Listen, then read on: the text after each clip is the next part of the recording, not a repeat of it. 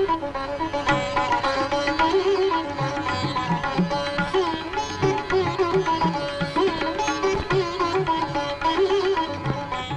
दिल्ली, भारत कृषक समाज द्वारा आयोजित किसान सम्मेलन। भारत के कोने कोने से आए हुए किसानों को संबोधित करते हुए प्रधानमंत्री श्रीमती इंदिरा गांधी ने कहा, अध्यक्ष महोदय और किसान भाइयों और बहनों, विशिष्ट मेहमान, मुझे बहुत ही प्रसन्नता है कि ये मौका मुझे दिया गया कि यहाँ आके आप सबसे मिलूं। लेकिन थोड़ी बहुत गलतफहमी ये है कि मैं तो कोई भाषण देने असल में आई नहीं थी, क्योंकि आप सब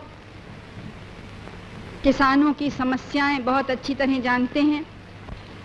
मैं तो चाहती थी केवल कि अपनी शुभकामनाएं देने आऊं, और ये मेरे लिए आवश्यक था कि आऊं। ये कुछ कहा गया कि मेरे आने से ये दिखलाई पड़ता है कि मैं किसान को या कृषि के कार्य को महत्व देती हूँ। अब ये काम तो इतना महत्व का है कि मैं देऊं ना देऊं इसका कोई महत्व कम तो होगा नहीं।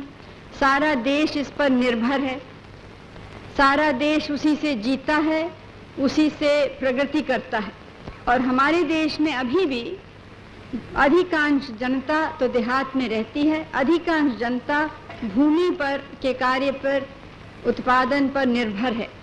तो किसी भी सरकार का ये कर्तव्य होता है कि किसान भाइयों की सहायता करे और जिसमें कृषि का उत्पादन बढ़ता ही जाए। तो उसके लिए अभी से हमें तैयारी करनी है। दुर्भाग्य से 2 दफे इधर पिछले थोड़े से वर्षों में एक जबरदस्त सूखा पड़ा, और उससे जहां भी वो स्थिति हुई वहां के लोगों को बहुत भारी कष्ट हुआ। इत्तेफाक से इस दफे जब सूखा पड़ा तो वही समय था जब हमने निर्णय किया था कि बाहर से हम ज्यादा अनाज नहीं लेंगे। कुछ तो हम चाहते थे कि दूसरे देशों पर निर्भर रहना अच्छा नहीं है ऐसी एक आवश्यक वस्तु में, और दूसरे ये भी था कि दूसरे देशों से मिलना पहले से और कठिन और मुश्किल होता जा रहा है।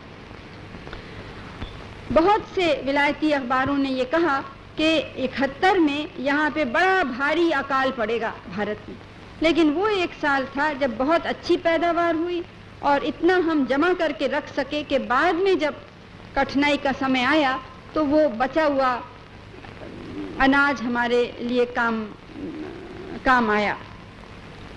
तो कितनी भी कठिनाई हो, अगर पहले से हम उसको कुछ जांच सकें कि किस प्रकार की कठिनाई है तो उसकी तैयारी हो सकती है। अब इस वक्त जो विशेष कष्ट है वो आप और हम सब जानते हैं, वो कुछ आवश्यक वस्तुओं की कमी। ये ऐसी वस्तुएं हैं जो हमारे काबू के कुछ हद तक बाहर हैं, कि जैसे खाद का प्रश्न है।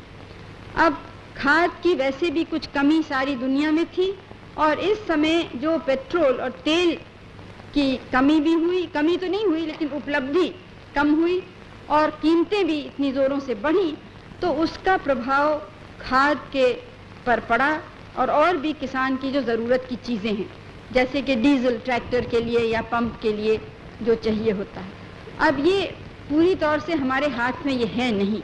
यही है कि हम आगे देखें कि पैदावार हमारे देश में खाद की, तेल की, इन सब चीज़ों की कैसे बढ़ सकती है, और इसके लिए सरकार ने बहुत ठोस कदम उठाए हैं।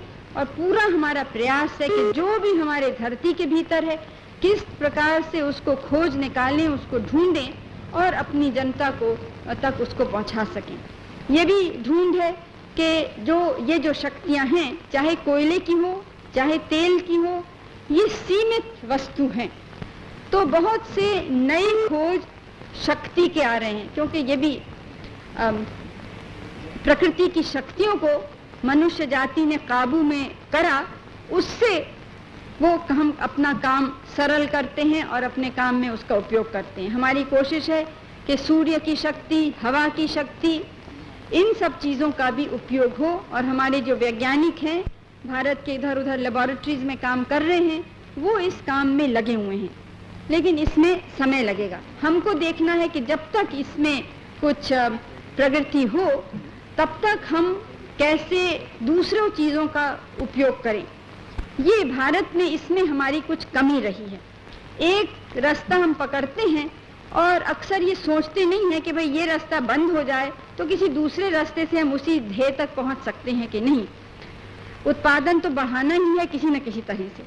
अब अगर खाद की कमी है तो हम बैठ के हाथ पर हाथ नहीं धर सकते हैं कि खाद की कमी है, हम क्या करें। देखना है कि किस प्रकार से उत्पादन बढ़ता जाए, कौन दूसरा खाद है जो मिल सकता है, कौन चीज़ें हैं जिसका हमें अनुभव न भी हो लेकिन उस पर कुछ हम एक्सपेरिमेंट करके उसका भी इस्तेमाल करने की कोशिश करें।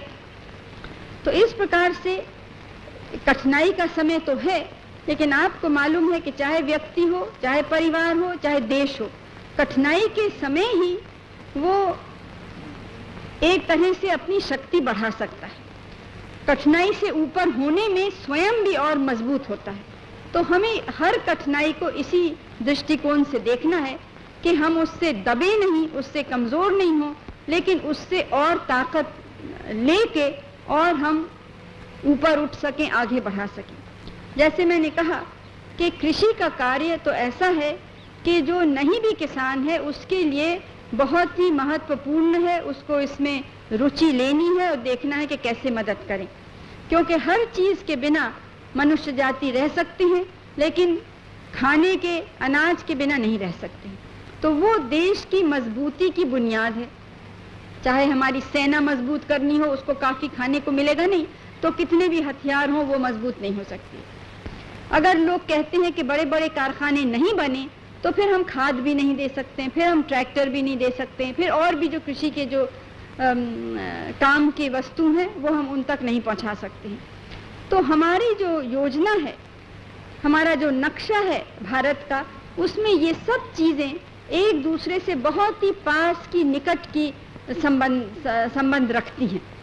यानी हम समझते हैं कि कृषि किसान को तभी सहायता होगी जब संग संग उद्योग बढ़े, और उद्योग तो बढ़ ही नहीं सकता अगर हमारे किसान का काम ठीक से नहीं चले।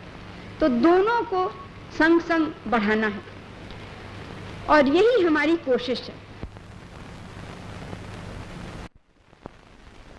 मुझे पूरा विश्वास है कि हमारे जो किसान भाई और बहन हैं वो इसमें अपनी पूरी मदद करेंगे, क्योंकि एक दफे इस कठिनाई के एक तरह से हम एक चक्कर में से फंस गए हैं।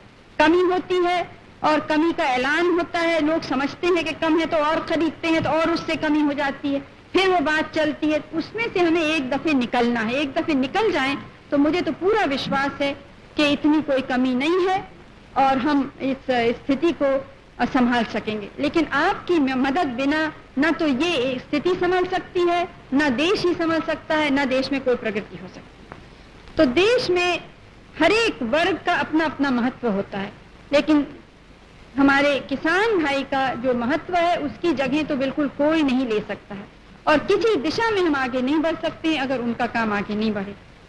और कोशिश तो हमारी ये है कि जितनी जो महत्वपूर्ण चीजें हैं जैसे कृषि के कार्यक्रम है उनमें न कमी हो पाए, लेकिन अगर उसमें कुछ थोड़ी बहुत कमी हो तो हमें देखना है कि कैसे इनको इस साल हम बर्दाश्त कर लें जिसमें अगले साल फिर ऐसी स्थिति फिर से न हो। लेकिन इसलिए कि हम अभी इसको अगर थाम सकें तो फिर 1-2 वर्ष में एक फिर से हम मजबूती से आगे बढ़ सकेंगे।